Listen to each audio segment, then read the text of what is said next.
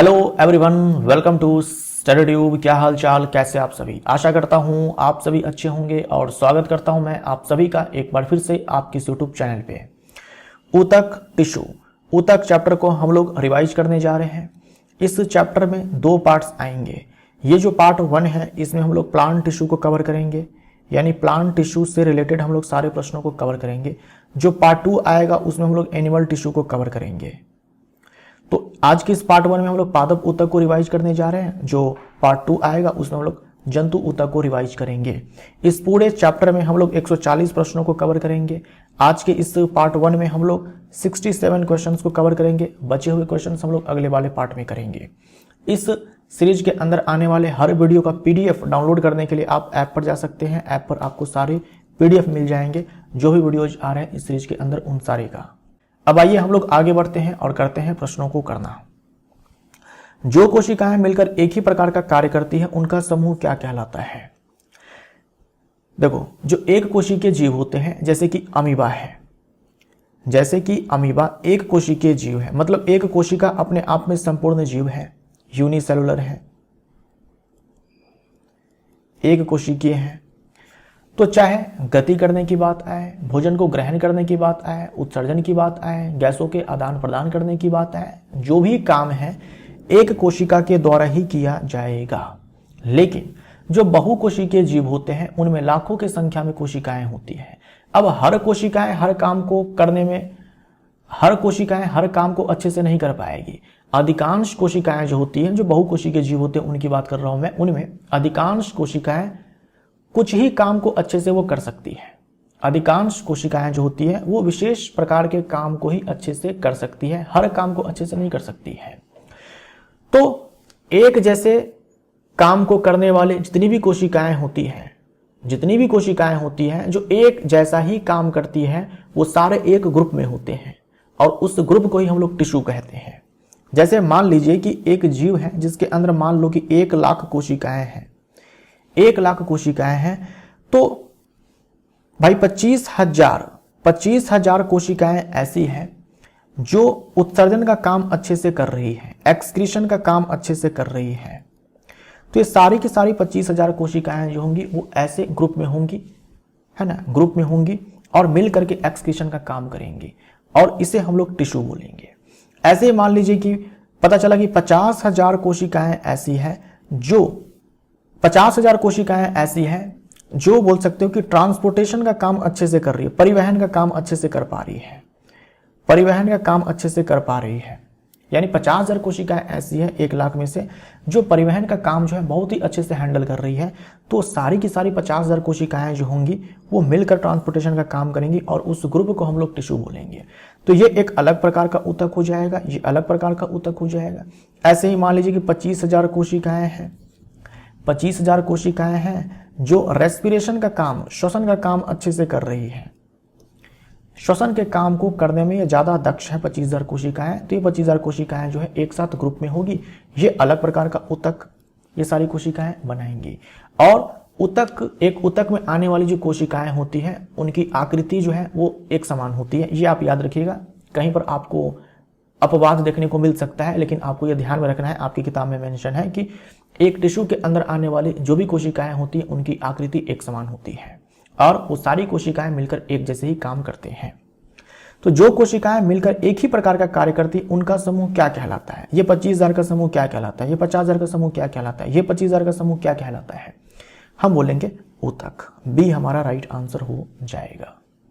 वे कोशिकाएं जो आकृति में समान होती हैं तथा किसी कार्य को एक साथ संपन्न करती है वे क्या बनाती हैं, टिश्यू बनाती है। मैंने आपसे कहा टिश्यू ग्रुप ऑफ सेल्स हैं जो मिल करके वो सारे के सारे सेल्स एक साथ एक जैसा काम करते हैं और वो सारे सेल्स आकृति में समान होती है।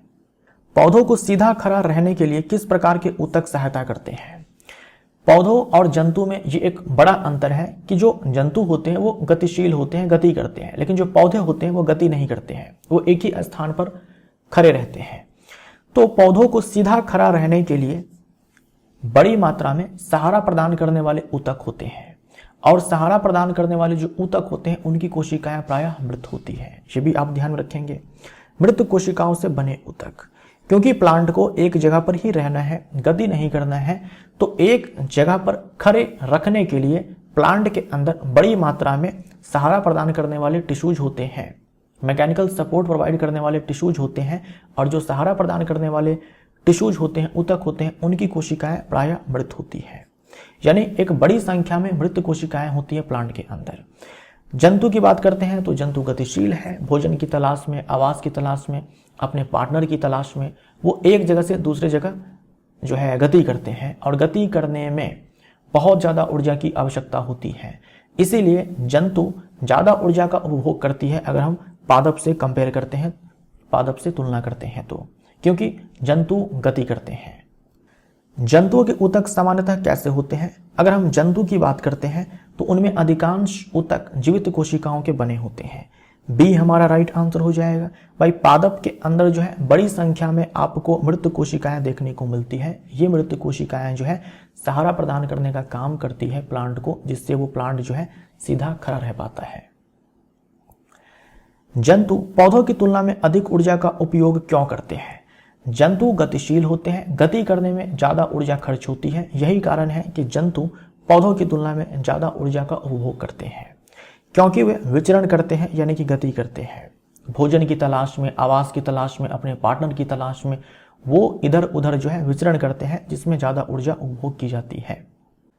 जंतुओं और पौधों में वृद्धि के संबंध में क्या अंतर है? एक अंतर तो आपने ये देखा कि जो पौधे होते हैं गतिशील नहीं होते हैं, जंतु गतिशील होते हैं। क्योंकि जंतु गतिशील होते हैं तो ज़्यादा ऊर्जा का उपभोग करते हैं पौधों की तुलना में। वृद्धि के मामले में भी आपको जंतु और पादप के अंदर आपको अंतर देखने को मिलता है। जैसे कि अगर हम प्लांट की बात करते हैं तो प्लांट में वृद्धि कुछ निश्चित क्षेत्रों में ही होती है, जबकि जंतु के पूरे शरीर में वृद्धि होती है। अगर हम प्लांट की बात करते हैं तो जो डिवाइडिंग सेल्स होते हैं, देखो अगर ग्रोथ होनी है तो कोशिकाओं को विभाजित जो है वो करना पड़ता है। कोशिकाएं जो विभाजित होती तभी जाकर के ग्रोथ होती है ना। आपने पढ़ा था समसूत्री विभाजन। समसूत्री विभाजन के जरिए ही नई कोशिकाएं बनती है और ग्रोथ होती है।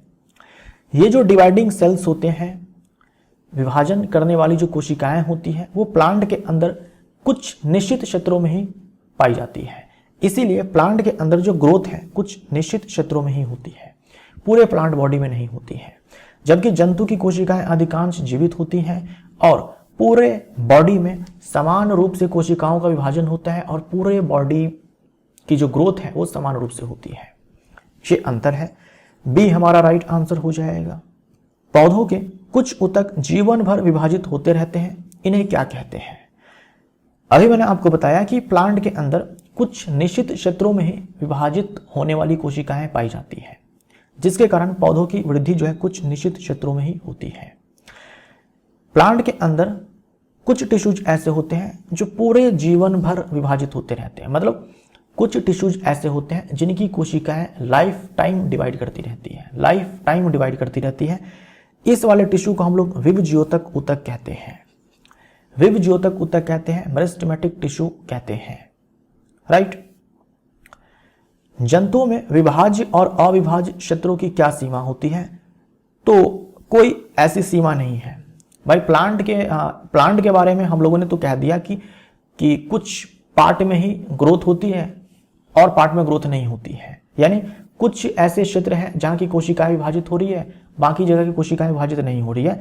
जंतुओं में ऐसा कोई क्षेत्र नहीं है कि इस वाले क्षेत्र में जो वृद्धि है वो होगी और इस वाले क्षेत्र में नहीं होगी। ऐसी कोई बाउंड्री, ऐसी कोई सीमा नहीं है जंतु के केस में। जंतु के केस में विभाज्य और अविभाज्य क्षेत्रों की क्या सीमा होती है? तो कोई सीमा नहीं है। जैसे प्लांट के केस में हम लोग क्या बोलते हैं कि ये तना है और ये जड़ है, तो हम बोलते हैं कि प्लांट के अंदर जो ग्रोथ होती है वो तने के शीर्ष पे होती है और जड़ के शीर्ष पे होती है। ठीक है, जो तना का शीर्ष है, जो जड़ का शीर्ष है, मूल का शीर्ष है, यहीं पर ग्रोथ होती है, बाकी जगहों पर ग्रोथ उतनी नहीं होती है। अगर हम जंतुओं की बात करते हैं तो हम ये चीज नहीं बोल सकते हैं कि जंतु के इस वाले पार्ट में ग्रोथ होगी, इस वाले पार्ट में ग्रोथ नहीं होगी। तो जंतुओं में विभाज्य और अविभाज्य क्षेत्र की कोई सीमा नहीं है ना, कोई निश्चित सीमा जो है वो नहीं है। बी हमारा राइट आंसर हो जाएगा। पौधों और जंतुओं के संरचनात्मक संगठन में क्या अंतर है? पौधों का संगठन अधिक जटिल होता है, पौधों का संगठन उतना जटिल नहीं होता जितना कि जंतुओं का होता है, तो ये गलत हो जाएगा। जंतुओं का संगठन अधिक जटिल और विशिष्ट होता है, बिल्कुल सही है। दोनों का संगठन समान होता है, पौधों का संगठन असंगठित होता है, असंगठित नहीं होता है, लेकिन हाँ जो संगठन है, जो बनावट है, वो जंतुओं के केस में ज्यादा जटिल है पौधों की तुलना में। विभज्योतक ऊतक का वर्गीकरण किस आधार पर किया जाता है? हम लोगों ने देखा कि प्लांट बॉडी के अंदर जो डिवाइडिंग सेल्स होते हैं वो एक निश्चित क्षेत्र में ही होते हैं, कुछ निश्चित क्षेत्रों में ही होते हैं, कुछ फिक्स्ड एरिया में ही होते हैं। तो ये जो डिवाइडिंग सेल्स होते हैं ना, विभाजन की क्षमता रखने वाली कोशिकाएं जो होती हैं, उनके आधार पर हम लोग टिश्यू को, प्लांट टिश्यू को दो पार्ट्स में बांटते हैं, विभज्योतक और अस्थायी ऊतक। हम पादप ऊतक को, प्लांट टिश्यू को हम लोग सबसे पहले दो पार्ट में बांटते हैं कोशिका के विभाजन के आधार पर। एक होता है विभज्योतक, ठीक, और दूसरा अस्थायी ऊतक। विभज्योतक की जो कोशिकाएं होती हैं इनमें विभाजन की क्षमता होती है, और जो अस्थायी ऊतक की कोशिकाएं होती हैं इनमें विभाजन की क्षमता नहीं होती है। विभज्योतक की जो कोशिकाएं होती हैं वही एक टाइम के बाद अस्थायी ऊतक की कोशिकाएं बनती है। इस प्रोसेस को हम लोग विभेदीकरण बोलते हैं। तो विभज्योतक ऊतक का वर्गीकरण किस आधार पर किया जाता है? पूरे ऊतक को दो पार्ट में बांटा गया है। यहां पूछा जा रहा है कि विभज्योतक को भी जो है कई सारे पार्ट में बांटा गया है, किस आधार पर? तो स्थान या स्थिति के आधार पर, ठीक। बट पूरे प्लांट टिश्यू को दो पार्ट में बांटा गया है इस आधार पर कि विभाजन की क्षमता कोशिका में है या नहीं है।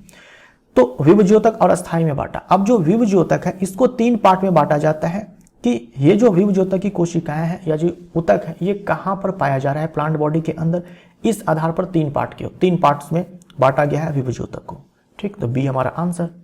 विभज्योतक ऊतकों के तीन मुख्य प्रकार कौन से हैं?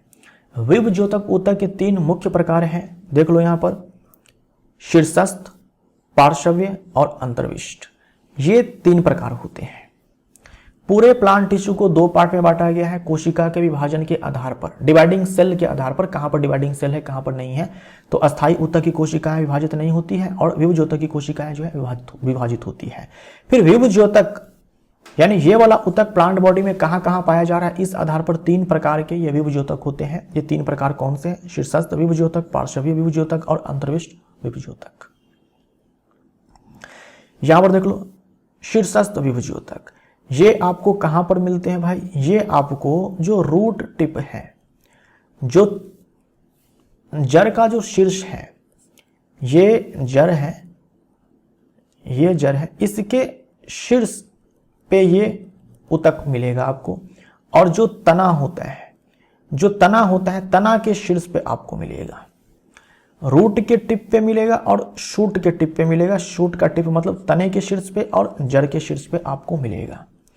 अंतर्विष्ट विभज्योतक जो आपके मोनोकॉट होते हैं, एक बीजपत्री पादप होते हैं, जैसे कि मान लीजिए गन्ना है या फिर बांस है, उसमें आप ऐसे नोड देखते हैं। तो नोड के बीच में ये वाला ऊतक पाया जाता है, ठीक। नोड के बीच में ये ऊतक पाया जाता है। ये दो नोड है, ये नोड है, और इन दोनों के बीच के गैप को इंटरनोड बोलते हैं। तो इंटरनोड्स में जो है ये अंतर्विष्ट विभज्योतक जो है पाया जाता है। उसके बाद है पार्श्व विभज्योतक। ये ऊतक जो है आपको मिलेगा जो द्विबीजपत्री पादप होते हैं, आम है, बरगद है ना, अमरूद है। जो आप मोटे तने वाले वृक्ष देखते हैं वो सब के सब द्विबीजपत्री पादप होते हैं। पार्श्व विभज्योतक कहाँ मिलेगा? जो आपके द्विबीजपत्री पादप होते हैं, उसका जो तना होता है उसके परिधि में आपको मिल जाएगा ये पार्श्व विभज्योतक। इसको याद रखिएगा, पार्श्व विभज्योतक है ना, इसे हम लोग इंग्लिश में लैटरल मेरिस्टेम बोलते हैं। इसी को हम लोग कैम्बियम भी बोलते हैं, और इसी को हम लोग द्वितीयक विभज्योतक भी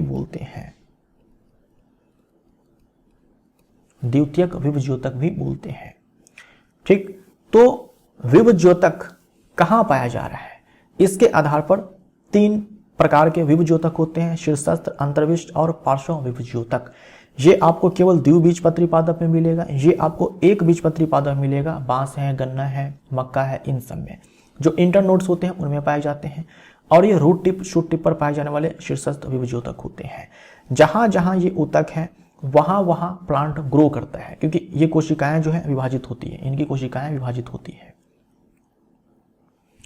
कैम्बियम किस प्रकार का विभज्योतक है? कैम्बियम किस प्रकार का विभज्योतक है? तो पार्श्वीय विभज्योतक है। बी हमारा राइट आंसर हो जाएगा। इसके कारण तने की मोटाई बढ़ती है। ठीक है, तने की मोटाई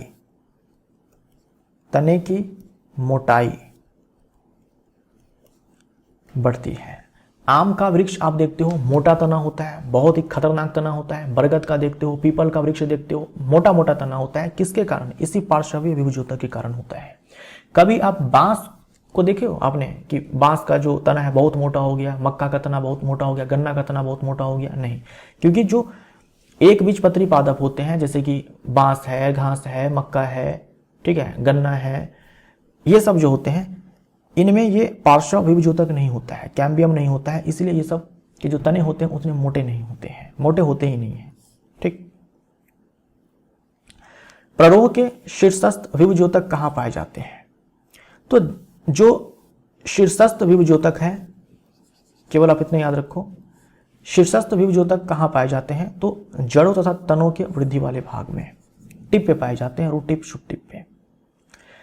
तनों की परिधि या मोटाई में वृद्धि किसके कारण होती है? तने की जो मोटाई होती है उसमें वृद्धि होती है कैम्बियम के कारण, पार्श्व विभज्योतक के कारण। अंतर्विष्ट विभज्योतक ऊतक कहां पाए जाते हैं? तो अभी मैंने आपको बताया मोनोकॉट के अंदर, नोड्स के पास। सी हमारा राइट आंसर हो जाएगा। कुछ पौधों में पर्वसंधियों के पास, पर्वसंधि का मतलब वही इंटरनोड है, मोनोकॉट। निम्नलिखित में से कौन सा कथन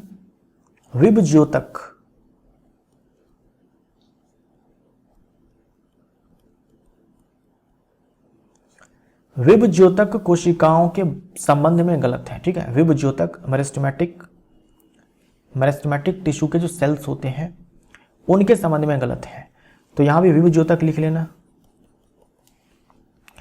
विभज्योतक कोशिकाएं अत्यधिक क्रियाशील होती हैं, इनमें स्पष्ट केंद्रक पाया जाता है। इन कोशिकाओं में राजधानी उपस्थित होती है? नहीं, ये सही है, ये सही है। इन कोशिकाओं की कोशिका भित्ति पतली होती है? बिल्कुल सही है। जो मेरिस्टेमेटिक टिश्यू के सेल्स होते हैं उनकी ये विशेषता है, ध्यान में रखिएगा, वो ज़्यादा एक्टिव होते हैं क्योंकि वो डिवाइडिंग सेल्स होते हैं, ज़्यादा एक्टिव होते हैं डिवीजन के लिए, कोशिका के विभाजन के लिए बहुत सारी प्रक्रियाएं चलती रहती हैं इनके अंदर। कोशिका को विभाजित होनी है इसलिए कोशिका भित्ति जो है पतली होती है, राजधानी जो है इनमें नहीं पाई जाती है। ठीक, और केंद्रक जो है स्पष्ट होता है ताकि अच्छे से सेल डिवीजन चल सके। सी हमारा राइट आंसर हो जाएगा। जब विभज्योतक कोशिकाएं विभाजित होने की शक्ति खो देती है तो वे क्या बन जाती है? तब वे अस्थायी कोशिकाएं बन जाती है। आपने देखा था पादप जो ऊतक है डिवाइडिंग सेल के आधार पर दो प्रकार के होते हैं, विभज्योतक और अस्थायी। तो जो विभज्योतक की जो कोशिकाएं हैं यही आगे चल करके अस्थायी हो जाती है, अस्थायी हो जाती है। मतलब विभज्योतक की जो कोशिकाएं होती हैं वो तो डिवाइडिंग है, एक टाइम के बाद जो यहाँ पर नई नई कोशिकाएं बनती हैं, एक टाइम के बाद उनमें विभाजन की क्षमता जो है खत्म हो जाती है, उनका काम फिक्स हो जाता है, उनका रोल फिक्स हो जाता है कि उनको उनका शेप है, साइज है, फंक्शन है, ये सारे के सारे फिक्स हो जाते हैं। जब विभज्योतक कोशिकाओं की आकृति, आकार, काम ये सब फिक्स हो जाते हैं और उनमें विभाजन की क्षमता खत्म हो जाती है, तब वो अस्थायी ऊतक का निर्माण जो है करते हैं। इस प्रोसेस को विभेदीकरण कहते हैं। इस प्रोसेस को विभेदीकरण कहते हैं। कैसे बोलेंगे आप? जब विभज्योतक की कोशिकाएं विभाजन की क्षमता खो देती हैं, इनके आकार, आकृति, कार्य ये सब निर्धारित हो जाते हैं, फिक्स हो जाते हैं, निश्चित हो जाते हैं, तब वे अस्थायी ऊतक का निर्माण करते हैं। इस प्रोसेस को हम लोग विभेदीकरण कहते हैं। अस्थायी कोशिकाएं, बी हमारा राइट आंसर। कोशिकाओं के अस्थायी रूप और आकार लेने की प्रक्रिया को क्या कहते हैं? तो विभेदन कहते हैं। सी हमारा राइट आंसर हो जाएगा। विभेदन बोल दो, विभेदीकरण बोल दो, इंग्लिश में डिफरेंशिएशन बोलते हैं। तो विभज्योतक कोशिकाओं के डिफरेंशिएशन से ही ये अस्थायी ऊतक जो है बनते हैं। निम्न में से कौन सा सबसे अधिक पाया जाने वाला सरल अस्थायी ऊतक है? अब जो अस्थायी ऊतक है, ये जो अस्थायी ऊतक है इन्हें दो पार्ट्स में हम लोग बांटते हैं, सरल और जटिल। सरल और जटिल किस आधार पर बांटते हैं? जो सरल अस्थायी ऊतक होते हैं, देखो अस्थायी ऊतक का मतलब इनकी कोशिकाएं विभाजित नहीं होती हैं। सरल का मतलब कि यहां पर कोशिकाएं जो होंगी वो एक ही प्रकार के होंगे, और जटिल का मतलब कोशिकाएं जो है अलग अलग प्रकार के होंगे। मतलब कि जटिल अस्थायी ऊतक में जो कोशिकाएं होती है वो अलग अलग प्रकार की होती है, लेकिन वो सब मिल करके एक इकाई के रूप में कार्य करते हैं। और सरल वाले में सारी कोशिकाएं एक जैसी होती है। तो जो सरल अस्थायी ऊतक हैं ये तीन प्रकार के होते हैं, कॉलेनकाइमा, स्क्लेरेनकाइमा और पैरेन्काइमा। तीन प्रकार के होते हैं, आप याद रखेंगे, पैरेन्काइमा, कॉलेनकाइमा और स्क्लेरेनकाइमा, ऐसे आप याद रखो। सबसे ज्यादा जो सरल अस्थायी ऊतक पाया जाता है वो पैरेन्काइमा। पूरे प्लांट बॉडी में सबसे ज्यादा पाया जाने वाला ऊतक ये पैरेन्काइमा ही है। पैरेन्काइमा किस प्रकार की कोशिकाओं से बना होता है? जो पैरेन्काइमा है, आप याद रखो, ये जो पैरेन्काइमा है और ये जो कॉलेनकाइमा है, इनके जो सेल्स होते हैं लिविंग होते हैं। इनकी कोशिकाएं जो होती हैं वो जीवित होती है, लिविंग सेल्स से ये बने होते हैं। तो जीवित कोशिकाओं से बने होते हैं पैरेन्काइमा भी और कॉलेनकाइमा भी। पैरेन्काइमा ऊतक की कोशिका भित्ति कैसी होती है? पैरेन्काइमा ऊतक की कोशिका भित्ति जो होती है वो पतली होती है, पतली होती है, पतली और सेलुलोज से बनी होती है। प्लांट की जो कोशिका भित्ति होती है सेलुलोज से बनी होती है, और पैरेन्काइमा की जो कोशिका भित्ति होती है वो पतली होती है। और पैरेन्काइमा सेल्स में कभी कभी वापस से विभाजन की क्षमता जो है वो आ जाती है। वापस से मैं बोल रहा हूं क्योंकि हम जानते हैं ये जो पैरेन्काइमा है अस्थायी ऊतक है, जो कि विभज्योतक की कोशिकाओं में विभाजन की क्षमता जब खत्म हो गई है तब जाकर के ये बनी है, लेकिन वापस से इनमें विभाजन की क्षमता जो है वो आ जाती है। पैरेन्काइमा में ये खासियत है। बी हमारा राइट आंसर हो जाएगा। पैरेन्काइमा ऊतक का मुख्य कार्य क्या है? इनका मुख्य कार्य होता है भोजन का भंडारण। हम ये भी बोलते हैं कि जो पैरेन्काइमा के सेल्स होते हैं वो अनस्पेशलाइज्ड होते हैं, मतलब कोई विशेष काम उनका नहीं होता है, फिक्स्ड काम नहीं है उनका, और उनमें वापस से विभाजन की क्षमता जो है वो आ सकती है। लेकिन फिर भी आप याद रखेंगे कि भोजन को स्टोर करने का काम जो है ये पैरेन्काइमा सेल्स करते हैं, है ना। फूड को स्टोर करने का काम ये पैरेन्काइमा टिश्यू जो है वो करते हैं, ये याद रखिएगा। पैरेन्काइमा की कोशिकाएं कैसी होती है? तो एक दूसरे से दूर एवं रिक्त स्थान वाली, यानी पैरेन्काइमा की जो कोशिकाएं होती है, जो पैरेन्काइमा टिश्यूज हैं, जो पैरेन्काइमा टिश्यू है उनमें बहुत सारे सेल्स हैं, तो सेल्स के बीच में जो है स्थान होता है, रिक्त स्थान होता है। जो अंतरकोशिकीय स्थान है पैरेन्काइमा सेल्स में वो अधिक पाई जाती है। ये देखो, ये पैरेन्काइमा के सेल्स हैं, एक जैसे सेल्स आपको नजर आ रहे हैं और कोशिकाओं के बीच में ये आपको स्थान दिख रहा है, इसी को हम लोग अंतरकोशिक स्थान बोलते हैं। ये पैरेन्काइमा सेल्स में अधिक होता है। क्लोरोफिल युक्त पैरेन्काइमा ऊतक को क्या कहा जाता है? कुछ पैरेन्काइमा सेल्स में क्लोरोफिल देखने को मिल सकता है। ऐसे पैरेन्काइमा सेल्स में फोटोसिंथेसिस होता है, तो उस वाले पैरेन्काइमा को हम लोग एक नया नाम देते हैं क्लोरेनकाइमा। जिस पैरेन्काइमा टिश्यू में आपको क्लोरोफिल देखने को मिले उसे हम लोग एक नया नाम देते हैं क्लोरेनकाइमा। तो क्लोरेनकाइमा जो है ये पैरेन्काइमा ही है, बस नया नाम क्यों पड़ा? क्योंकि इनमें क्लोरोफिल होता है, ये फोटोसिंथेसिस करते हैं। जैसे पत्तियों में मेजोफिल सेल्स होते हैं जो फोटोसिंथेसिस करते हैं, तो मेजोफिल सेल्स और कुछ नहीं, ये क्लोरेनकाइमा ही होते हैं, और क्लोरेनकाइमा और कुछ नहीं, ये पैरेन्काइमा ही होते हैं। नया नाम दे दिया क्योंकि इसमें क्लोरोफिल है। जलीय पौधों में पाया जाने वाला वायु युक्त पैरेन्काइमा क्या कहलाता है? जो जलीय पौधे होते हैं उनमें जो पैरेन्काइमा है उनको हम एक नया नाम देते हैं एरेन्काइमा। क्योंकि जो जलीय पौधे होते हैं उनमें जो पैरेन्काइमा सेल्स होते हैं वो कुछ ऐसे ग्रुपिंग करते हैं कि कोशिकाओं के बीच में एक कैविटी बन जाता है जिनमें एयर ट्रैप्ड होती है, वायु जो है वो भरी होती है। उस वायु के भरने के कारण जो जलीय पौधे होते हैं उनको एक उत्प्लावन बल मिलता है, जिससे जलीय पौधे जो है आसानी से तैरते हैं, वो डूबते नहीं हैं।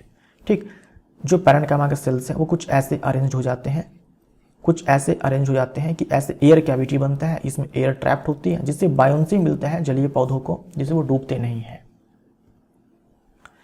जलीय पौधों में पैरेन्काइमा की कोशिकाओं के बीच बड़ी वायु गुहिका है, कैविटीज, इसी की बात की जा रही है यहाँ पर। ये सारे सेल्स हैं, ये सारे पैरेन्काइमा के सेल्स हैं। अब ये जो टिश्यू है इस वाले में, इसे हम लोग एरेन्काइमा बोल देते हैं। एरेन्काइमा पैरेन्काइमा ही है, ठीक है, पैरेन्काइमा ही है, बस इस वाले में हम लोगों ने एक नया नाम दिया है। तो जल में तैरने में सहायता के लिए बी हमारा राइट आंसर हो जाएगा। क्लोरेनकाइमा और एरेनकाइमा दोनों किस ऊतक के प्रकार हैं?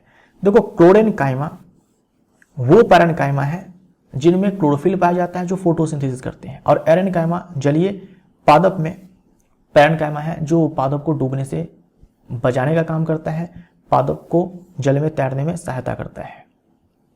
तो ये सब जो है अस्थायी ऊतक के प्रकार है भाई। क्लोरेनकाइमा, एरेनकाइमा, पैरेनकाइमा ही है जो कि एक प्रकार है अस्थायी ऊतक का। कॉलेनकाइमा ऊतक की कोशिकाओं की कौन सी विशेषता होती है? अच्छे से ध्यान में रखिएगा, कॉलेनकाइमा ऊतक की कोशिकाओं की कौन सी विशेषता होती है? देखो, जो कॉलेनकाइमा है, जो पैरेनकाइमा है, दोनों की कोशिकाएं जीवित होती है। इसकी जो कोशिकाएं होती है लंबी होती है और कोनों पर अनियमित रूप से मोटी होती है। आप ध्यान में रखेंगे, कॉलेनकाइमा की जो कोशिकाएं होती है लंबी होती है और कोनों पर अनियमित रूप से मोटी होती है। लंबी कोशिकाएं जिनकी कोनों पर मोटाई होती है तथा कोशिकाओं के बीच बहुत कम स्थान होता है, यानी जो अंतर कोशिक स्थान है कॉलेनकाइमा के केस में कम होता है, पैरेनकाइमा के केस में ज्यादा होता है। यहां पर देखो आप, ये दिखाया गया है कॉलेनकाइमा के सेल्स। कॉलेनकाइमा के सेल्स हैं, कोशिका भित्ति दिखाया गया है, ये रसधानी आपको दिखाया गया है, केंद्रक आपको दिखाया गया है, और जो कोशिका भित्ति है ये लाल कलर से आपको दिखाया गया है, ये कोशिका भित्ति है। कोनों पर देखो मोटी है, ये क्रॉस सेक्शन दिखाया गया ऐसे, जैसे ये लंबी कोशिका है तो ऐसे इसको काट दो आप, और ऊपर से आप देखेंगे तो ये क्रॉस सेक्शन आपको दिखाया गया, आप ऊपर से देख रहे हैं, ठीक है। आप बोलेंगे यहाँ पर लंबी कोशिका है, लेकिन यहाँ पर लंबी है नहीं, लेकिन आपको ये ऐसे दिखाया जा रहा है। अगर यही है, इसको आप काट देंगे यहाँ से, ठीक है, और ऊपर से देखेंगे तो आपको ये लंबी थोड़ी दिखाई पड़ेगी। तो देखो, जो कोशिका भित्ति है कोनों पर मोटी है, ठीक, और कोशिकाओं के बीच में जो अंतर कोशिका स्थान है वो आपको दिखाई नहीं दे रही है क्योंकि बहुत कम होती है। कॉलेनकाइमा ऊतक कहाँ पाया जाता है? कॉलेनकाइमा ऊतक आपको कहाँ मिलेगा? जैसे ये तना है और ये पत्ती है, तो इस पेटियोल में पाया जाता है। ये जो पेटियोल है इसमें जो एपिडर्मिस है, एपिडर्मिस के नीचे पाया जाता है, तो एपिडर्मिस के नीचे पर्णवृंत में। और जो यंग तना है ना, यंग तना है, युवा तना है, युवा पेटियोल है, युवा तना है ना, जो आप देखते हैं प्लांट जब ग्रो करता है एक टाइम पर तना जो है बहुत ज़्यादा यंग होता है, बहुत लचीला होता है। ये पेटियोल भी काफ़ी लचीला होता है, युवा होता है। तो जो यंग तना है, यंग ये पेटियोल है, यानी कि ये पर्णवृंत है, इसमें आपको कॉलेनकाइमा मिल जाएगा। कॉलेनकाइमा जो है ये पादप को लचीलापन देता है। जैसे यहाँ पर देखो, ये पेटियोल है, इसमें मिल जाएगा, यंग तना है, इसमें मिल जाएगा एपिडर्मिस के नीचे। कॉलेनकाइमा ऊतक का मुख्य कार्य क्या है? तो पौधों को लचीलापन देना एवं यांत्रिक सहारा देना। हम प्लांट को जो तना होता है हम उसको ऐसे बेंड भी कर देते हैं, वो टूटता नहीं है ना, एकदम से लचीला होता है और टूटता भी नहीं है कॉलेनकाइमा टिश्यू के कारण। ये याद रखिएगा। एपिडर्मिस के नीचे पर्णवृंत एवं तनों में, एपिडर्मिस के नीचे पर्णवृंत में एटलीस्ट ये आपको ध्यान में रखना है कॉलेनकाइमा ऊतक के बारे में कि कहाँ पर ये पाया जाता है। काम क्या है? पौधों को लचीलापन देना और यांत्रिक सहारा देना। लचीलेपन के साथ यांत्रिक सहारा देना आप बोल सकते हो, ये कॉलेनकाइमा टिश्यू का काम है। निम्नलिखित में से कौन सा कथन स्क्लेरेनकाइमा ऊतक के संबंध में गलत है? स्क्लेरेनकाइमा टिश्यू के बारे में अब आपको बताना है। इसकी जो कोशिकाएं होती है डेड होती है, ये याद रखिएगा। और डेड सेल जहां पर भी आ जाए उसका मेन काम होता है मैकेनिकल सपोर्ट प्रोवाइड करना, यांत्रिक सहारा देना। तो स्क्लेरेनकाइमा ऊतक पौधों को कठोर एवं मजबूती प्रदान करता है, बिल्कुल सही है। इस ऊतक की कोशिकाएं जीवित होती है, नहीं मृत होती है। स्क्लेरेनकाइमा की कोशिका भित्ति लिग्निन से मोटी होती है। जो स्क्लेरेनकाइमा सेल्स होते हैं वो डेड कैसे कर जाते हैं? जो इसकी कोशिका भित्ति होती है उसमें लिग्निन का जमाव हो जाता है। लिग्निन के जमाव के कारण कोशिका भित्ति इतनी मोटी हो जाती है कि जो कोशिका है और जो उसका पर्यावरण है उसके बीच पदार्थों का आदान प्रदान बंद हो जाता है, जिसके कारण कोशिकाएं जो मर जाती है। नारियल के रेशे आप देखते हैं स्क्लेरेनकाइमा टिश्यू से ही बने होते हैं। नारियल के रेशे मजबूत होते हैं इसीलिए, क्योंकि जो स्क्लेरेनकाइमा टिश्यू है वो प्लांट को कठोर और मजबूत बनाता है। गलत चुनना था, बी हमारा राइट आंसर। ये स्क्लेरेनकाइमा टिश्यू आपको दिखाया गया, याद रखिएगा। स्क्लेरेनकाइमा टिश्यू भी जो होती है वो लंबी होती है और देखिए इनकी कोशिका भित्ति में लिग्निन का जमाव हो जाता है।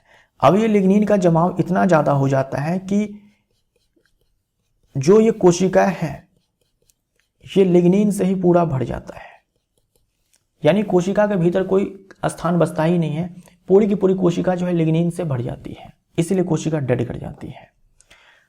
तो ये जो डायग्राम आपको दिया गया, ये जो पिक्चर आपको दिया गया, ये किसकी है भाई? ये स्क्लेरेन्काइमा टिश्यू की है, ये ध्यान में रखिएगा। स्क्लेरेन्काइमा ऊतक कहां पाया जाता है और इसका मुख्य कार्य क्या है? तनों के ऊपरी भाग में पौधों को लचीलापन देना? नहीं, लचीलापन देना ये कॉलेनकाइमा का काम है। देखो, संवहन बंडल के समीप, संवहन बंडल हम लोग बोलते हैं जाइलम फ्लोएम को, तो जाइलम और फ्लोएम के समीप पत्तियों की शिराओं में तथा बीजों और फलों के कठोर छिलकों में पौधों को मजबूती प्रदान करना। बी हमारा राइट आंसर हो जाएगा। पौधों को मजबूती प्रदान करना इस टिश्यू का काम है। कहाँ पाया जाएगा? अच्छे से ध्यान में रखिएगा, जाइलम और फ्लोएम के पास पाया जाएगा। जो पत्तियां होती हैं उनमें जो शिराएं होती हैं उनमें पाया जाता है। जो पत्तियां होती हैं, जो शिराएं होती हैं, ये जो शिराएं होती हैं है ना, ये जो शिराएं होती हैं इनमें पाई जाती है, और बीजों और फलों के कठोर छिलकों में। ये याद रखिएगा। जटिल ऊतक क्या होते हैं? जटिल ऊतक का मतलब यहां पर जटिल अस्थायी ऊतक है। जटिल अस्थायी ऊतक जटिल इसलिए बोलते हैं क्योंकि कोशिकाएं जो है एक से अधिक प्रकार के होते हैं। एक से अधिक प्रकार की कोशिकाएं होती है इनके अंदर, और वो सारी कोशिकाएं जो होती है, वो जो एक से अधिक प्रकार की कोशिकाएं होती है मिलकर एक यूनिट की तरह कार्य करती है। जटिल ऊतक में कोशिकाएं जो है भिन्न प्रकार के होते हैं, लेकिन वो सब मिलकर एक यूनिट की तरह काम करते हैं। निम्नलिखित में से कौन से जटिल ऊतक के उदाहरण हैं? जटिल ऊतक दो प्रकार के होते हैं प्लांट के अंदर, जाइलम और फ्लोएम। बी हमारा राइट आंसर हो जाएगा। जो सरल अस्थायी ऊतक है तीन प्रकार के हैं, पैरेन्काइमा, कॉलेनकाइमा और ये स्क्लेरेन्काइमा। जो जटिल अस्थायी ऊतक है दो प्रकार के हैं, है ना। यहाँ पर जटिल ऊतक लिखा हुआ है, जटिल अस्थायी ऊतक यहाँ पर होना चाहिए जाइलम और फ्लोएम। जटिल पौधों में संवहन ऊतक। संवहन ऊतक का मतलब जाइलम व फ्लोएम होता है। जाइलम और फ्लोएम को एक साथ हम लोग संवहन ऊतक बोलते हैं, वैस्कुलर टिश्यू बोलते हैं। जाइलम और फ्लोएम को एक साथ हम लोग संवहन ऊतक, वैस्कुलर टिश्यू बोलते हैं। मुख्य कार्य क्या है? देखो, इस जाइलम, ज से जाइलम और ज से जल आप ध्यान में रखना। ज से जाइलम, ज से जल, फ से फ्लोएम और फ से फूड। तो जाइलम का काम होता है वाटर को ट्रांसपोर्ट करना और फ्लोएम का काम होता है फूड को ट्रांसपोर्ट करना। तो जल और भोजन का परिवहन करना तथा पौधों को स्थलीय वातावरण में अनुकूल बनाना। ठीक, जल और भोजन का परिवहन, जल का परिवहन जाइलम के द्वारा, भोजन का परिवहन फ्लोएम के द्वारा। तो इसी संवहन ऊतक के कारण जो पौधे होते हैं वो स्थलीय वातावरण में रह पाते हैं, क्योंकि जो स्थलीय पादप होते हैं लंबे लंबे होते हैं, तो भाई जड़ से पत्तियों तक पानी पहुंचाने के लिए ये संवहन ऊतक का जाइलम होता है। ठीक, और खाना जो पत्तियों बनता है उसे प्लांट के डिफरेंट पार्ट्स में पहुंचाने के लिए ये संवहन ऊतक का फ्लोएम होता है। ये भी ध्यान में रखिएगा कि जाइलम से जड़ का जो परिवहन होता है वो जड़ से हमेशा पत्तियों की तरफ होता है, जबकि फ्लोएम से फूड का ट्रांसपोर्टेशन जो है, फ्लोएम से फूड का जो परिवहन है, ट्रांसपोर्टेशन है, वो अलग अलग डायरेक्शन में हो सकता है। ठीक, लेकिन जाइलम से जल का जो ट्रांसपोर्टेशन है हमेशा रूट टू स्टेम होता है। जाइलम किन घटकों से मिलकर बना होता है? अब देखो, जाइलम अपने आप में जटिल अस्थायी ऊतक है, अलग अलग प्रकार के कोशिकाएं होती है इनमें। तो देखो, अलग अलग प्रकार की जो कोशिकाएं होती है उनमें ट्रैकीड है, ठीक, ट्रैकीड है, वाहिका है, पैरेन्काइमा है और फाइबर है। ए हमारा राइट आंसर हो जाएगा। यहां पर देख लो, जाइलम जो है अपने आप में जटिल अस्थायी ऊतक है जिनमें अलग अलग प्रकार की कोशिकाएं होती है, मिलकर के एक यूनिट के जैसा काम करती है। तो ये ट्रैकीड है, हिंदी में वाहिनिका बोलते हैं। ये वाहिका है, इसे हम लोग इंग्लिश में वेसल बोलते हैं, है ना, वेसल बोलते हैं। और जाइलम पैरेन्काइमा है, और एक और है जाइलम रेशे। चार घटक है जाइलम के। चार घटक कौन कौन से हैं? ट्रैकीड है और ये वेसल है। जो जल का जो परिवहन होता है ये दोनों मिलकर करते हैं। जाइलम पैरेन्काइमा, इनका काम वही है फूड स्टोरेज का। और जाइलम फाइबर, जाइलम फाइबर, इनका काम होता है मैकेनिकल स्ट्रेंथ प्रोवाइड करना, मैकेनिकल स्ट्रेंथ प्रोवाइड करना। जहां पर भी फाइबर आ जाए समझना मैकेनिकल स्ट्रेंथ प्रोवाइड किया जाएगा, जहां पर पैरेन्काइमा आ जाए समझना फूड स्टोरेज का काम किया जाएगा।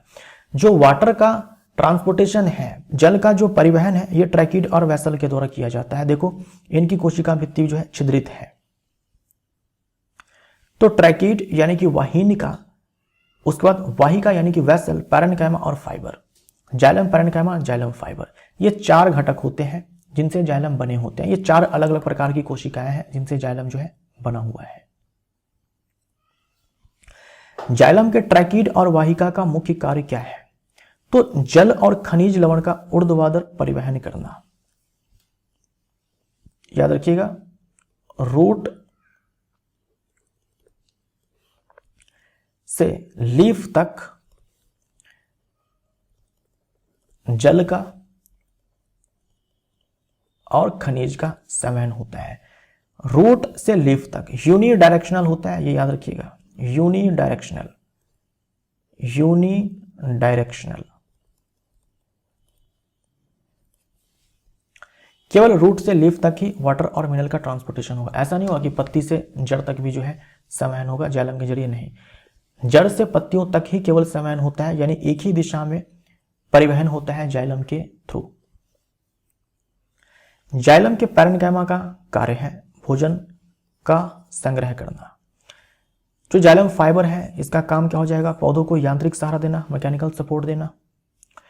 फ्लोएम किन किन अवयवों से मिलकर बना होता है? फ्लोएम के अवयव आप देख लो, चालनी कोशिकाएं, चालनी नलिका, साथी कोशिकाएं, फ्लोएम पैरेन्काइमा, फ्लोएम रेशे।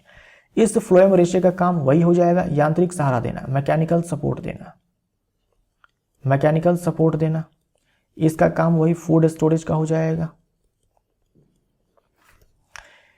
और ये जो चालनी कोशिका है, चालनी नलिका है, साथी कोशिका है, इनका काम होता है, मेनली इनका काम होता है फूड ट्रांसपोर्टेशन का।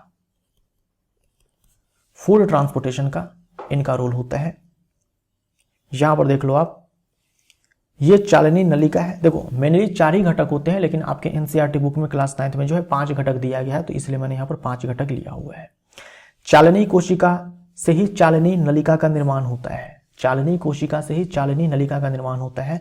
और साथी कोशिका जो है, मेनली फूड का जो ट्रांसपोर्टेशन है चालनी नलिका के थ्रू ही होता है, लेकिन साथी कोशिका इसमें रोल प्ले जो है वो करती है। ये चालनी नलिका है, फ्लोएम पैरेन्काइमा है, साथी कोशिका है, कंपेनियन सेल है। 1 2 3 घटक है, चौथा घटक ये फ्लोएम फाइबर होता है।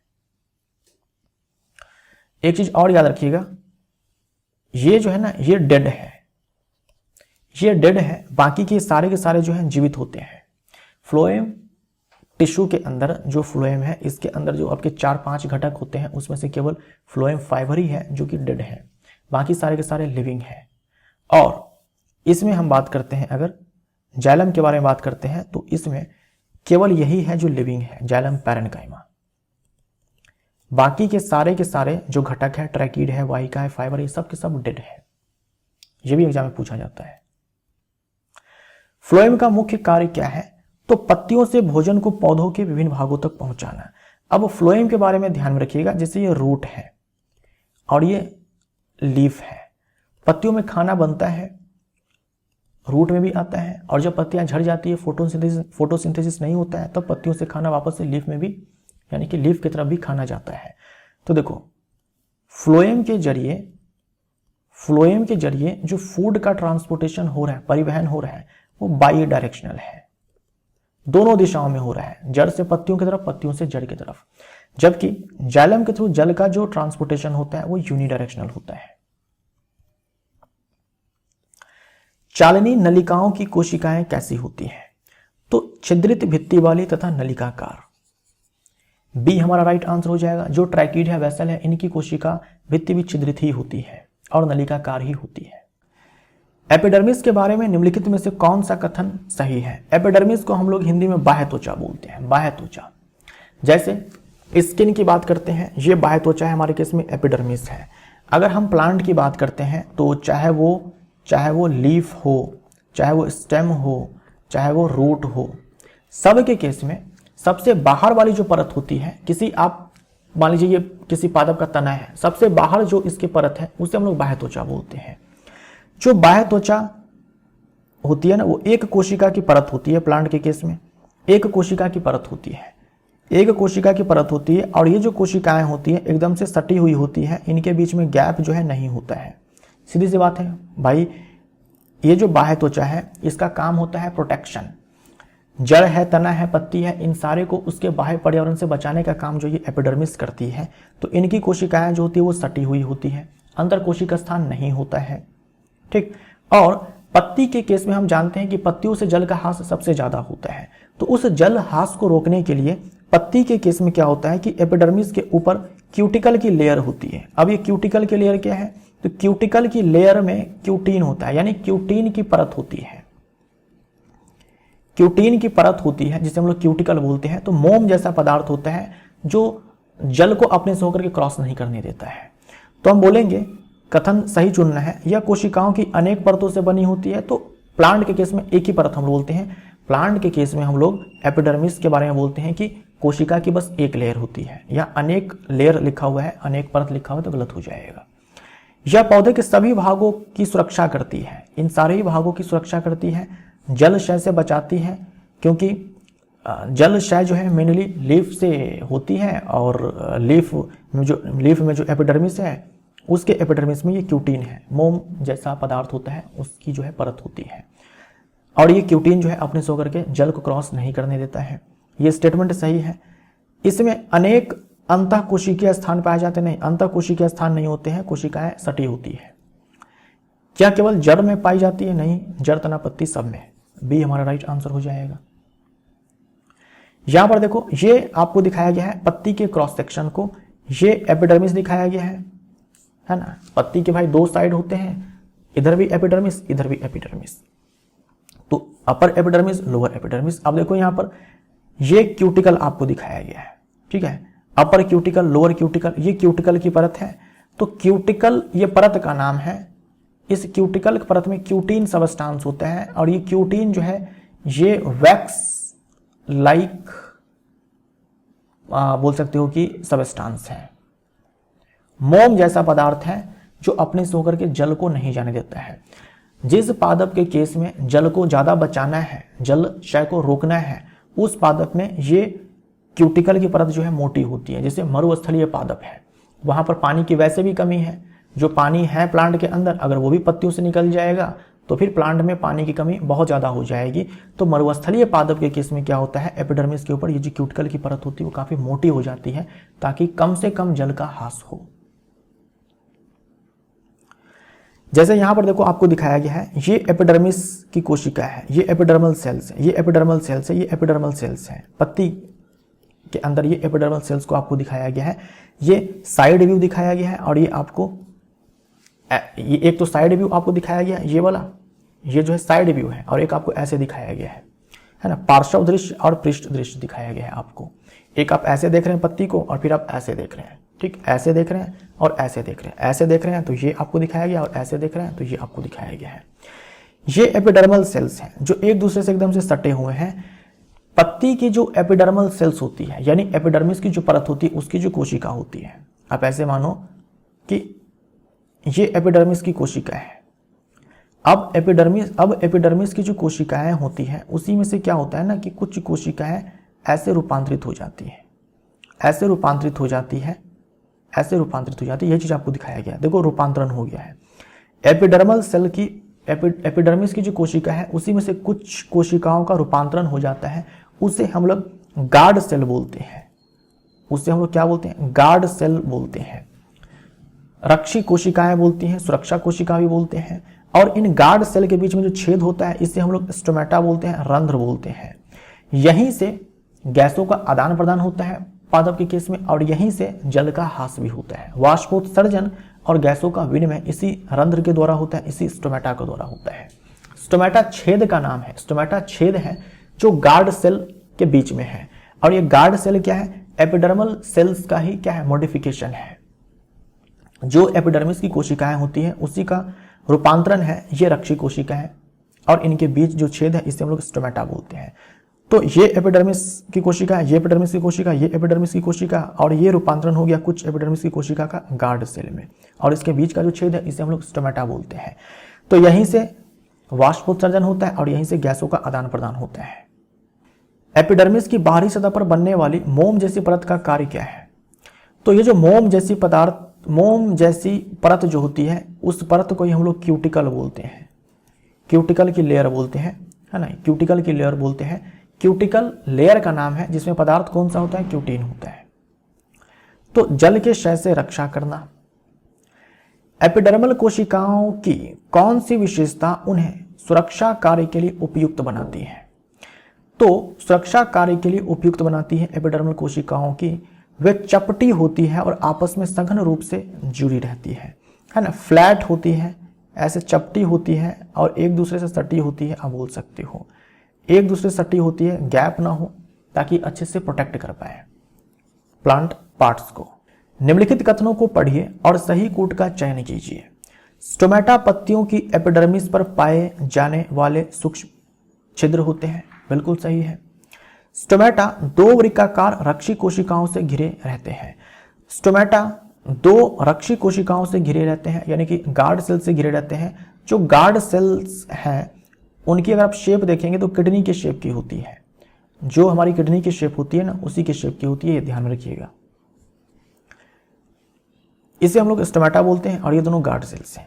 रक्षी कोशिकाएं गैसों के आदान प्रदान तथा वाष्पोत्सर्जन के लिए आवश्यक होती है, बिल्कुल सही है।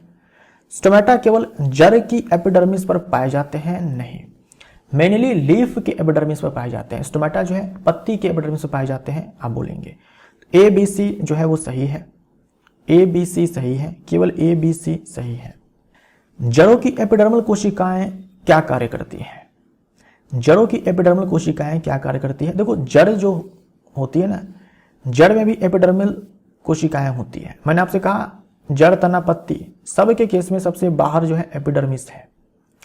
जड़ के केस में क्या होता है, इसी एपिडर्मिस की कोशिका से जो है ऐसे बाल जैसी संरचना निकलती है जिसे हम लोग मूल रोम बोलते हैं, रूट हेयर बोलते हैं। और यही रूट हेयर है जो मिट्टी से जल को सोखने का काम करती है, मिट्टी से जल और खनिज को सोखने का काम करती है, पानी को सोखने का कार्य करती है। तो ये रूट हेयर क्या करती है कि ज़्यादा से ज़्यादा जल का अवशोषण हो, इसके लिए ज़्यादा से ज़्यादा सरफेस एरिया प्रोवाइड करती है। ज़्यादा रूट हेयर होने के कारण क्या होता है कि जो सरफेस एरिया है जल को सोखने के लिए वो बढ़ जाती है, ठीक, जो एब्जॉर्प्शन के लिए सरफेस एरिया है वो बढ़ जाता है। जड़ों की एपिडर्मल कोशिकाओं में बाल जैसे प्रवर्ध होने का क्या लाभ है? ये बाल जैसे प्रवर्ध कहाँ से निकलते हैं? एपिडर्मल सेल से ही निकलते हैं। इनका क्या लाभ होता है? तो जड़ों की कुल अवशोषक सतह बढ़ जाती है, ठीक, बी हमारा राइट आंसर हो जाएगा। जड़ों की पानी सोखने की क्षमता में वृद्धि किस कारण होती है? जड़ों की पानी सोखने की क्षमता में वृद्धि किस कारण होती है? बाल जैसे प्रवर्धों के कारण, यानी कि मूल रोम के कारण। मूल रोम होने से क्या होता है? मूल रोम होने से क्या होता है? जड़ों की कुल अवशोषक सतह बढ़ जाती है। निम्न कथनों पर विचार करें। वृक्ष की आयु बढ़ने पर सुरक्षात्मक ऊतकों में परिवर्तन होता है। जो आप मोटे तने वाले वृक्ष देखते हैं उसमें जो आप बाहर से देखते हैं परत, वो एपिडर्मिस नहीं होती है। देखो, एपिडर्मिस की परत जो है वो आपको देखने को मिलती है जब प्लांट यंग होता है। जैसे ही तना मोटा होता है एपिडर्मिस की परत टूट जाती है, एपिडर्मिस की परत टूट जाती है और आपको वहां पर छाल दिखाई पड़ता है, ठीक है, छाल दिखाई पड़ता है। तो छाल अलग है, एपिडर्मिस अलग है। एपिडर्मिस आपको यंग प्लांट में देखने को मिलता है, जब एक तना जो है मोटा होता है तब वो एपिडर्मिस की परत जो है वो टूट जाती है। तो वृक्ष की आयु बढ़ने पर सुरक्षात्मक ऊतकों में परिवर्तन होता है, सही है। एपिडर्मिस की बात की जा रही है कि उसमें परिवर्तन होता है, रप्चर कर जाता है। द्वितीयक विभज्योतक कॉर्टेक्स में स्थित होता है और कॉर्क बनाता है, सही है। कॉर्क कोशिकाएं जीवित होती हैं, गलत है। द्वितीयक विभज्योतक किसको बोलते हैं? कैम्बियम को बोलते हैं। लैटरल मेरिस्टम स्टार्टिंग मैंने आपको बताया था, इसके कारण जो तना है वो मोटा होता है। जो आप आम का पेड़ देखते हो, है ना, बरगद का आप वृक्ष देखते हो, पीपल का वृक्ष देखते हो, मोटा तना जो देखते हो, इसी लैटरल मेरिस्टम के कारण होता है। इसी को हम लोग द्वितीयक विभज्योतक बोलते हैं। देखो, ये एक तना का क्रॉस सेक्शन दिखाया गया है। सबसे बाहर ये एपिडर्मिस है और यहां पर देखो एंडोडर्मिस दिया गया है। बीच का ये खाली स्थान देख रहे हो, इसे हम लोग कॉर्टेक्स बोलते हैं। कॉर्टेक्स में जो है पैरेन्काइमा सेल्स होते हैं। और मैंने आपको बताया था थोड़ी पहले, मैंने आपको थोड़ी देर पहले बताया था कि पैरेन्काइमा के जो सेल्स होते हैं ना, वापस से उनमें डिवीजन की जो एबिलिटी है वो आ जाती है, वापस से विभाजन की क्षमता उनमें पुनः आ जाती है। तो कॉर्टेक्स में जो पैरेन्काइमा है उनमें से कुछ पैरेन्काइमा सेल्स के अंदर जो है वापस से विभाजन की क्षमता आ जाती है।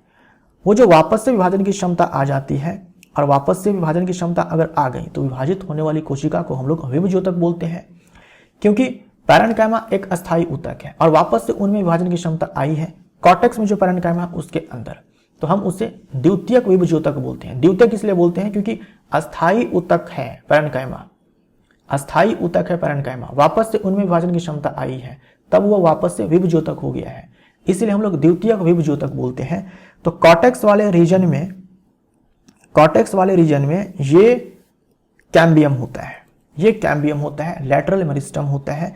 जब इनकी कोशिका विभाजित होती है तो नई नई कोशिका बनती है, फिर जब वो विभाजन की क्षमता खो देती है तब जाकर के कॉर्क कोशिका बनती है, तो द्वितीयक विभज्योतक कॉर्टेक्स में स्थित होता है ना, इस कॉर्टेक्स में स्थित होता है। और जब ये कैम्बियम द्वितीयक विभज्योतक विभाजित होता है, जब इसकी कोशिका विभाजित होती है तब जाकर के कॉर्क बनता है। कॉर्क की कोशिकाएं डेड होती है, कॉर्क सेल्स जो होती हैं वो डेड होती है। अब ये डेड क्यों होती है? क्योंकि इसकी कोशिका भित्ति में सुबेरिन नाम का पदार्थ जो है वो जमा हो जाता है, सुबेरिन है ना, सुबेरिन नाम का पदार्थ जो है जमा हो जाता है, और सुबेरिन भी अपने से होकर के जल को पार नहीं करने देता है। आपको याद होगा रॉबर्ट हुक ने कोशिका की खोज की थी, पेड़ के छाल से कॉर्क नाम का पदार्थ निकाला था, वहां पर जो है कोशिका की खोज की थी, उसी से कोशिका की खोज की थी।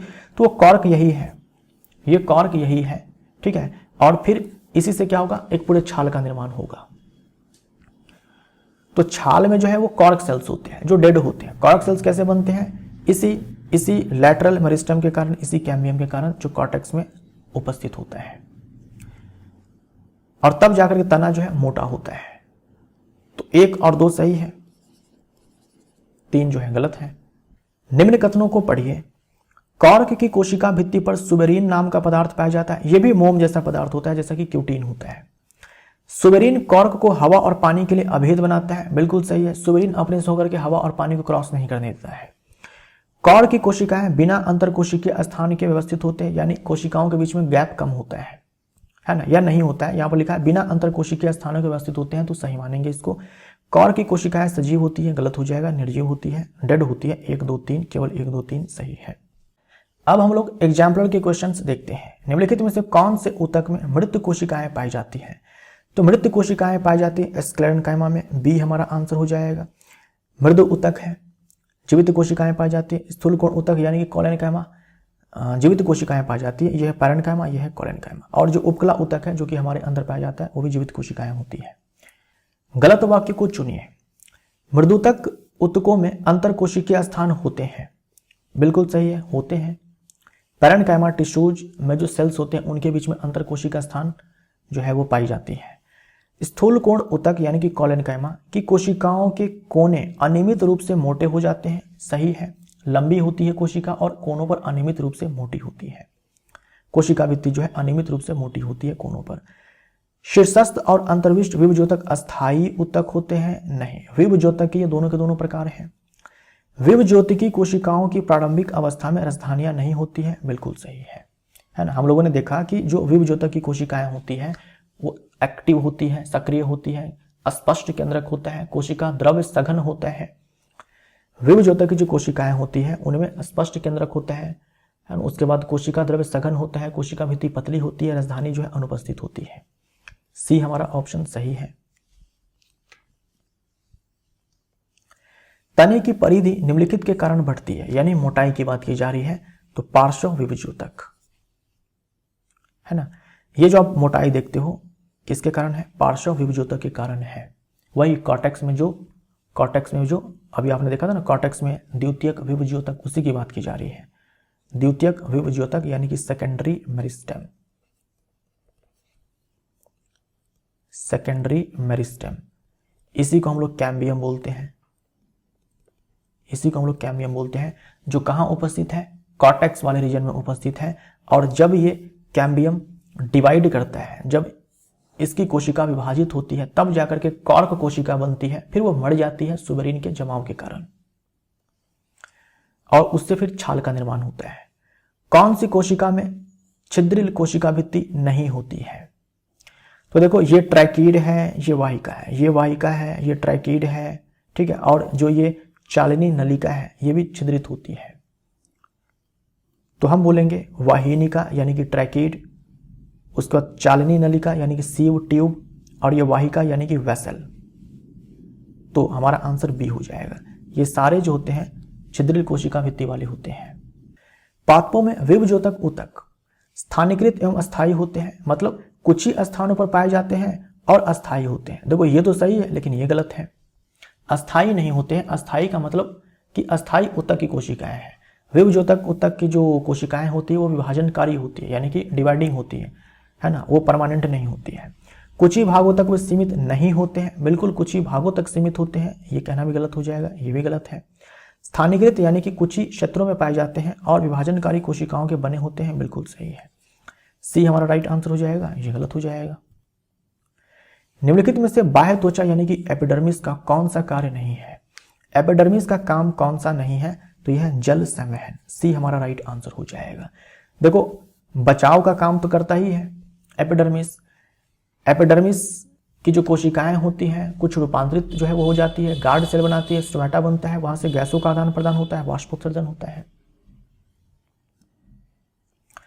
फ्लोएम में पाए जाने वाले निर्जीव पदार्थ हैं। मैंने आपको बताया था थोड़ी देर पहले कि फ्लोएम के जो 4 घटक होते हैं आपके, ये 4 घटक कौन कौन से होते हैं? वैसे तो 5 बताया था, चालिनी कोशिका, चालिनी नलिका, सहचर कोशिकाएं, फ्लोएम पैरेन्काइमा और फ्लोएम रेशे। केवल जो ये रेशे होते हैं, केवल ये जो रेशे होते हैं फ्लोएम तंतु, यही होते हैं जो डेड होते हैं, बाकी सारे के सारे जो है लिविंग होते हैं। और जाइलम के केस में केवल जाइलम पैरेन्काइमा जो है वो लिविंग है, बाकी सारे के सारे डेड है। मरुस्थलीय पादपों में जलहास की दर में निम्नलिखित में से किसके कारण कमी आती है? जो मरुस्थलीय पादप होते हैं उनमें जो एपिडर्मिस होती है उनके ऊपर क्यूटिकल की जो लेयर होती है वो मोटी होती है, जिससे जलहास की दर जो है वो बहुत कम हो जाती है। तो हम बोलेंगे क्यूटिकल। ए हमारा राइट आंसर हो जाएगा। ये लिग्निन आपको कहां मिला था? किसके कोशिका भित्ति में? स्क्लेरेन्काइमा के सेल्स में। और सुबेरिन आपको कहां मिला था? कॉर्टेक्स वाले रीजन में, जो लेटरल मेरिस्टम है, द्वितीयक विभज्योतक है, उसके विभाजन से कॉर्क सेल बनी थी, फिर वो मर गई थी। क्यों? इसी सुबेरिन के जमाव के कारण उसके कोशिका भित्ति में। और ये जो क्यूटिकल है और ये सुबेरिन है, दोनों अपने से होकर के जल को आर पार जाने नहीं देते हैं। ठीक, ये जो एपिडर्मिस है इस पर जो क्यूटिकल की परत है ये मोटी हो जाती है मरुस्थलीय पादप में, क्योंकि मरुस्थलीय पादप में पानी की कमी वैसे भी बहुत ज्यादा होती है, तो कम से कम जल का हास हो, इसलिए ये क्यूटिकल की परत जो है मोटी हो जाती है। एक लंबे वृक्ष में अनेक शाखाएं होती हैं। एक लंबे वृक्ष में अनेक शाखाएं होती हैं। इन सभी शाखाओं में जल के पार्श्वीय संवहन में सहायता करने वाले ऊतक हैं। लंबे वृक्ष में अनेक शाखाएं होती हैं, तो साइड में जो जल का परिवहन होता है उसमें कौन सा ऊतक सहायता करता है? तो जल के संवहन के लिए भाई जाइलम होता है। तो यहां पर देख लो जाइलम मृदु ऊतक है, तो जाइलम पैरेन्काइमा का काम क्या है? फूड स्टोरेज का है। उसके बाद जाइलम वाहिकाएं, जाइलम वाहिकाएं, वाहिकाएं का मतलब यहां पर वेसल है। तो डी हमारा राइट आंसर हो जाएगा। ठीक, मतलब ट्रैकिड और वेसल का ही रोल होता है जल के संवहन में, जाइलम टिश्यू के अंदर। खेत में उगे गन्ने के पौधे के अग्रभाग को यदि काटकर हटा दिया जाए तो भी यह पौधा लंबाई में बढ़ता रहता है। ऐसा निम्नलिखित में से किस कारण होता है? अब खेत में गन्ना उग रहा है, गन्ने का ये जो पार्ट है ऊपर वाला, इसको आप काट कर हटा दो, फिर भी ये गन्ना जो है ग्रो कर जाएगा, लंबा हो जाएगा। यही चीज आपसे कहा गया है। खेत में उगे गन्ने के पौधे के अग्रभाग को यदि काट कर हटा दिया जाए तो भी यह पौधा लंबाई में बढ़ता रहता है। क्यों होता है? तो गन्ने में मैंने आपको बताया, गन्ना है, मक्का है, बांस है, इन सारे में जो है ये आपके नोड्स होते हैं और इनके पास जो है विभज्योतक की कोशिकाएं होती है, डिवाइडिंग सेल्स होती है। तो क्या होता है कि इनके बीच की जो लंबाई है वो बढ़ती जाती है। तो आपने अगर यहां पर इसको काट भी दिया है तो ये जो इंटर नोड है यहां से इसकी लंबाई बढ़ेगी इस वाले विभजोतक के कारण, है ना, अंतर्विष्ट विभजोतक के कारण, इंटर कैलोरी मेरिस्टम के कारण, इसी को यहाँ पर अंतर्विष्ट विभजोतक लिखा गया है। समझे आप? जो आपके ये मोनोकॉट होते हैं, उनके जो नोड्स होते हैं, उनके बीच में ये वाला टिश्यू जो है उपस्थित होता है, इनके सेल्स डिवाइडिंग होते हैं। तो नोड्स के बीच, अभी देखो ये मान लो कि ए है, ये मान लो कि बी है, तो लेंथ में इंक्रीमेंट होगा। अब ये ए और बी के बीच में जो डिस्टेंस है ये ज़्यादा हो जाएगा, क्योंकि ये जो इंटर नोड है इसके बीच की लंबाई बढ़ जाएगी। एक कील को वृक्ष के तने में भूमि सतह से 1 मीटर की ऊंचाई पर ठोक दिया गया है। 3 वर्ष के पश्चात यह कील, अब एक ये वृक्ष है, ठीक, इसके नीचे जड़ है, जमीन के नीचे, ऊपर जो है तने का शीर्ष है, यहां पर कील को ठोका गया। मान लो 1 मीटर के हाइट पर जमीन से कील को ठोका गया है। 3 वर्ष के बाद आप देखेंगे तो कील जो है उसी स्थान पर बनी रहेगी, क्योंकि जो प्लांट है उसमें वृद्धि हम लोगों ने देखा कि भाई कुछ ही क्षेत्रों में वृद्धि जो है होती है, ऑल ओवर प्लांट बॉडी में नहीं होती है। तो क्या होगा कि जो ये प्लांट है इसका जो शीर्ष वाला भाग होगा उसमें वृद्धि होगी, उसकी लंबाई बढ़ेगी। जो जड़ है नीचे उसका जो शीर्ष है वहां से लंबाई बढ़ेगी, लेकिन इस बीच की लंबाई नहीं बढ़ने वाली है। पादप की लंबाई कैसे बढ़ती है? ये शीर्ष है, इसकी लंबाई बढ़ती जाएगी, ये तने का शीर्ष है, इसकी लंबाई बढ़ती जाएगी, ये जड़ का शीर्ष है, इसकी लंबाई नीचे बढ़ती जाएगी, बीच वाली की लंबाई नहीं बढ़ती है, ठीक है, क्योंकि यहां पर डिवाइडिंग सेल्स नहीं होते हैं। जो आपके ये मोनोकॉट्स होते हैं उनमें तो होते हैं नोड्स के पास, जो आपके डाइकॉट होते हैं उनमें नहीं होते हैं, इनकी लंबाई जो है तने के शीर्ष से और जड़ के शीर्ष से बढ़ती है। तो बीच में अगर आपने यहाँ पर कील ठोक भी दिया, 3 वर्ष के बाद आप देखेंगे तो प्लांट लंबा हो चुका होगा, पादप लंबा हो चुका होगा, लेकिन तने के शीर्ष के लंबाई के बढ़ने के कारण और जड़ के शीर्ष की लंबाई के बढ़ने के कारण, ना कि इस बीच के लंबाई के बढ़ने के कारण। तो आपको कील जो है यहीं पर मिलेगा, यानी 1 मीटर की हाइट पर ही कील जो है आपको मिलने वाली है। पैरेन्काइमा कोशिकाएं होती है, तो हम बोलेंगे अपेक्षाकृत अविशिष्टीकृत एवं पतली भित्ति वाली, मतलब अनस्पेशलाइज्ड होती है और पतली भित्ति होती है। पतली भित्ति तो होती है, और अपेक्षाकृत अविशिष्टीकृत यानी कि अनस्पेशलाइज्ड होती है। इनका रोल जो है उतना फिक्स्ड नहीं है जितना कि कॉलनकाइमा के सेल्स का है, जितना कि स्क्लेरेन्काइमा के सेल्स का है, और जितना कि जाइलम है, फ्लोएम है, उनके अंदर जो सेल्स हैं उनका काम जिस लेवल का फिक्स्ड होता है, निर्धारित होता है, वैसा निर्धारण जो है पैरेन्काइमा के सेल्स में नहीं है। फिर भी आपको ध्यान में रखना है कि फूड स्टोरेज जो है ये पैरेन्काइमा सेल्स करते हैं, ठीक, लेकिन इनमें एक खासियत ये है कि वापस से विभाजन की क्षमता जो है इसके अंदर आ जाती है। जैसे कॉर्टेक्स वाले रीजन में यही पैरेन्काइमा सेल्स होते हैं जिनमें वापस से विभाजन की क्षमता आती है, और उसी को हम लोग कैम्बियम बोलते हैं, द्विबीजपत्री पादप में। तो हम बोलेंगे कि अपेक्षाकृत अविशिष्टीकृत, ठीक है, यानी बाकी सारे जो सेल्स होते हैं उनके रिस्पेक्ट में इनका काम जो है निर्धारित नहीं होता है, ठीक है। विभजोतक की जो कोशिकाएं होती हैं उनका काम भी निर्धारित नहीं होता है, बस वो डिवाइड करती रहती है। और पतली भित्ति होती है पैरेन्काइमा सेल्स की सेल वॉल, ये भी ध्यान में रखिएगा आप। और जो विभजोतक की कोशिकाएं होती हैं उनकी कोशिका भित्ति भी जो है पतली होती है। यानी ये जो स्टेटमेंट है ना, ये विभजोतक के लिए भी सही है, विभजोतक के लिए भी सही है, इसके लिए भी आप सही बोल सकते हो, और पैरेन्काइमा सेल्स के लिए भी आप सही बोल सकते हो। लिग्निन युक्त स्क्लेरेन्काइमा के जो सेल्स होते हैं उनकी कोशिका भित्ति मोटी होती है लिग्निन के कारण। पादपों में लचीलापन निम्नलिखित में से किसके कारण होता है? तो लचीलापन के लिए जिम्मेवार कौन है? कॉलेनकाइमा। कॉर्क कोशिकाओं में निम्नलिखित में से किसकी उपस्थिति होने से उनकी जल तथा गैसों के लिए पारगम्यता समाप्त हो जाती है, यानी जल और गैसों को अपने से होकर के आर पार नहीं जाने देती है ये कॉर्क कोशिकाएं। क्यों? ये कॉर्क कोशिकाएं कैसे बनती है? वही द्वितीयक विभजोतक की कोशिकाएं जब विभाजित होती है तो ये कॉर्क कोशिका बनती है, फिर ये डेड कर जाती है, क्योंकि इनके कोशिका भित्ति में सुबेरिन जाकर के जमा हो जाता है, और इस सुबेरिन के जमाव के कारण कोशिका का उसके बाह्य पर्यावरण के साथ जल तथा गैसों का आदान प्रदान रुक जाता है, कोशिका मर जाती है। स्थलीय पर्यावरण में पादपों की उत्तरजीवता उनमें निम्नलिखित में से किसकी उपस्थिति के कारण संभव होती है? जो स्थलीय पर्यावरण में रहने वाले पादप होते हैं, यानी जो स्थलीय पादप होते हैं काफी लंबे लंबे होते हैं, तो भाई जड़ से पत्तियों तक पानी पहुंचेगा तभी जाकर के पादप जिंदा रह पाएगा। पत्तियों में जो खाना बनता है वो पादप के विभिन्न हिस्सों में आएगा, तभी पादप जिंदा रह पाएगा। तो इन सारे के लिए जिम्मेवार कौन है? संवहन ऊतक। संवहन ऊतक में जाइलम और फ्लोएम दोनों आते हैं। जब तक ये जाइलम और फ्लोएम प्लांट बॉडी में डेवलप नहीं हुआ था, तब तक प्लांट जो है वो जलीय हुआ करते थे या फिर जल के आसपास रहा करते थे और छोटे छोटे थे।